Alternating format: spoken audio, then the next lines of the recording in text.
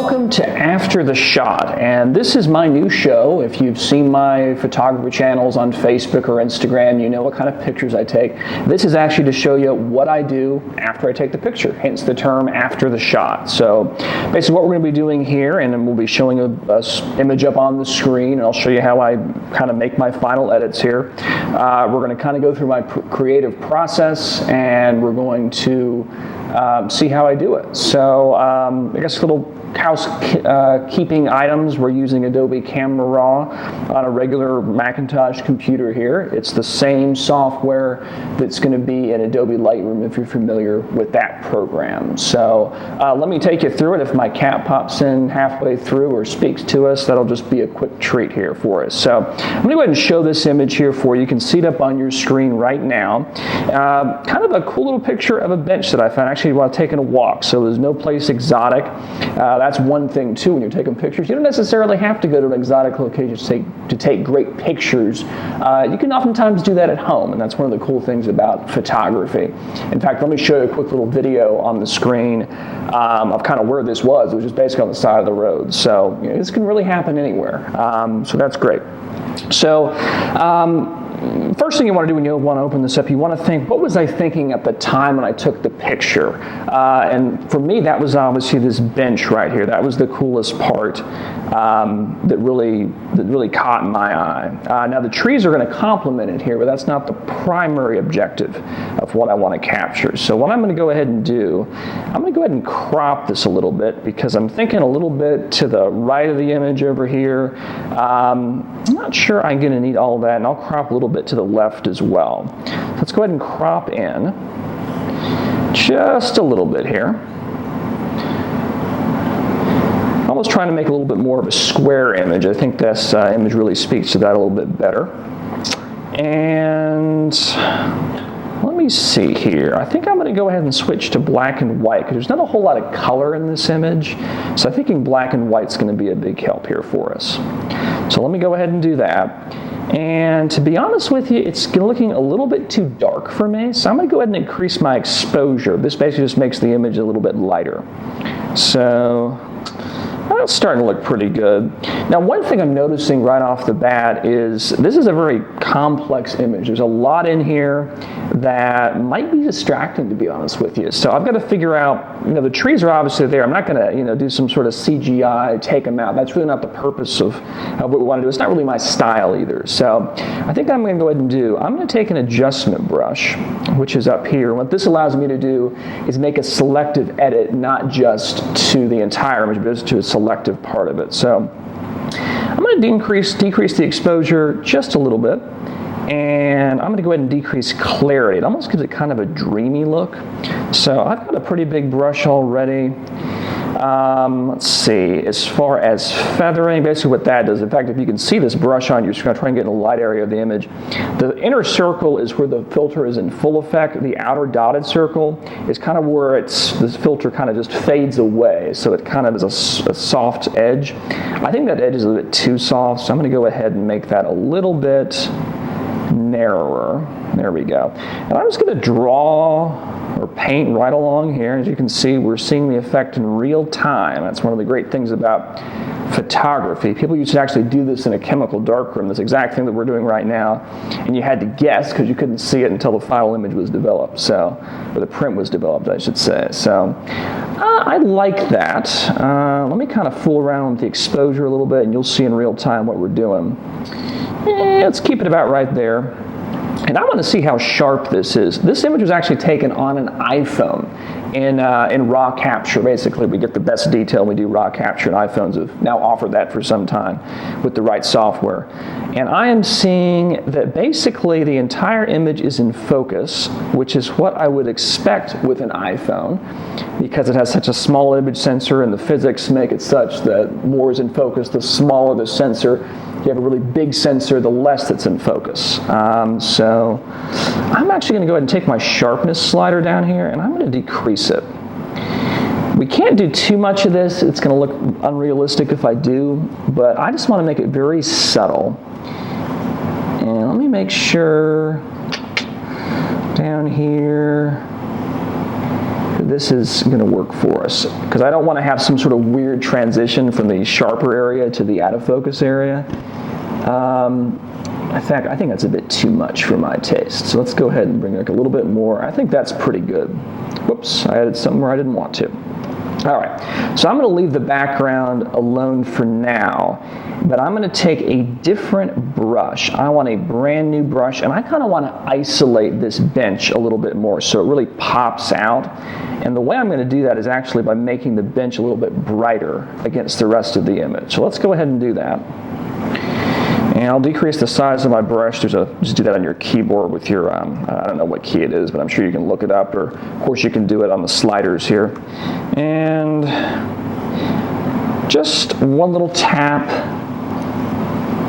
maybe another tap, is really all that we're going to need here. And I think I'm going to go ahead and increase some contrast. Again, that's our main focus, is this bench. That's what I want. It looks like Nala's trying to come and join us. Sweetie, you want to jump up and help us with our image today? As I said, she might even talk. She's a little old, so it takes some time for her to get up. Oh, she got up the first time. That's good. All right. So, sweetie, you're going to sit. You're going to sit right there, okay? And if you'd like, you can play with little blankie. All right. So Nala has come to help us. I think that means we've got some good luck. So let's see. We've got the bench popped out a little bit here. And I think I want to do a similar thing to some of these leaves down here, because I think, honestly, it's a little bit too dark, even though I know I said I wanted to isolate it, but I still want this to stand out a little bit. I'm probably not going to have it stand out as much as the bench is. So let's go ahead and decrease it.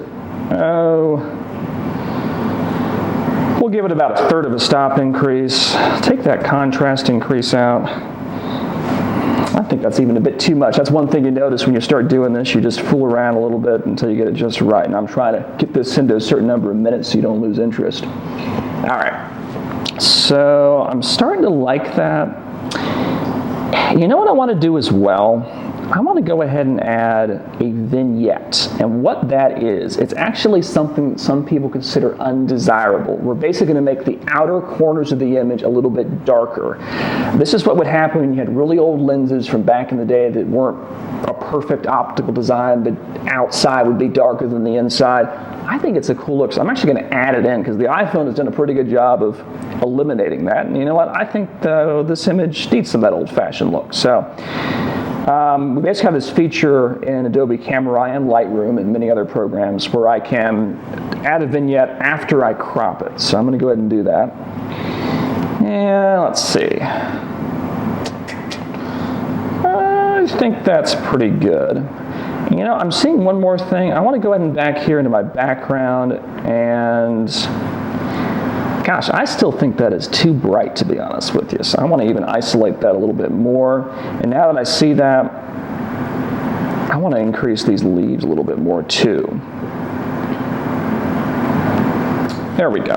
All right, so I'm going to say I'm happy with that for the most part, but there's one more thing I want to do, and for that, I'm going to go into Adobe Photoshop here. So I'm going to hit Open Image in Adobe Camera Raw, which is going to open it right inside of Adobe Photoshop. So let's see, if you've used this before, basically the way this works, I have some layers. We have an image we just opened. We have one layer. And I want to go ahead here and, as I said, add something else. And now what I want to do is actually add a bit of a tint to it, a bit of a tungsten kind of sepia tone to it.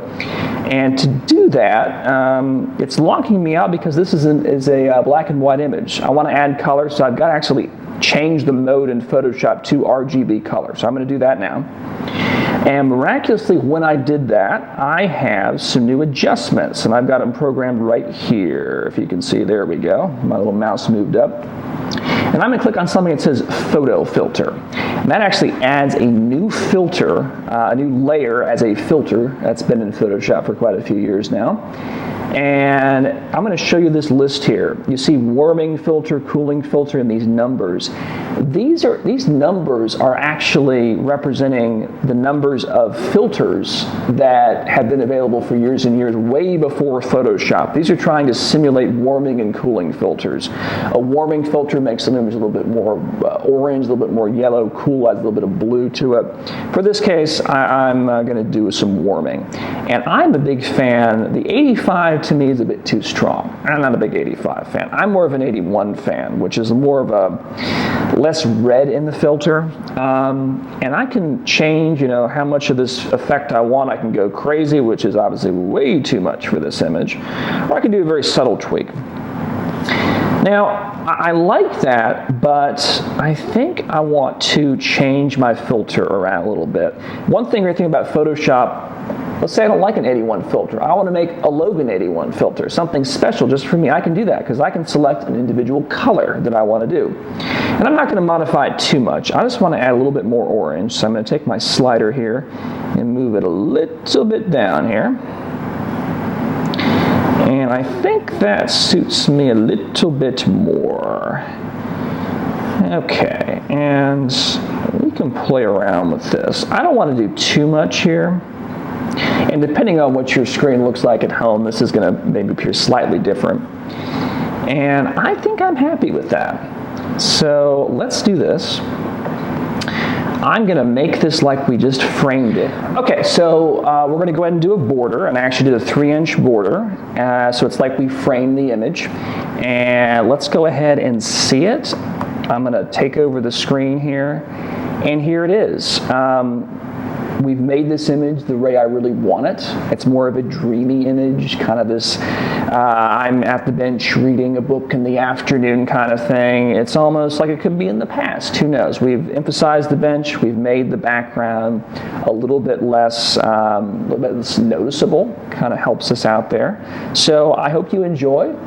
We spent about 10 minutes or so doing this, so you can see we can do a lot with the computer in this amount of time. So I hope you enjoyed after the shot. Make sure you subscribe, and we'll see you next time. Nala and I will be here, and maybe she'll speak to us next time. You have a good one. Bye-bye.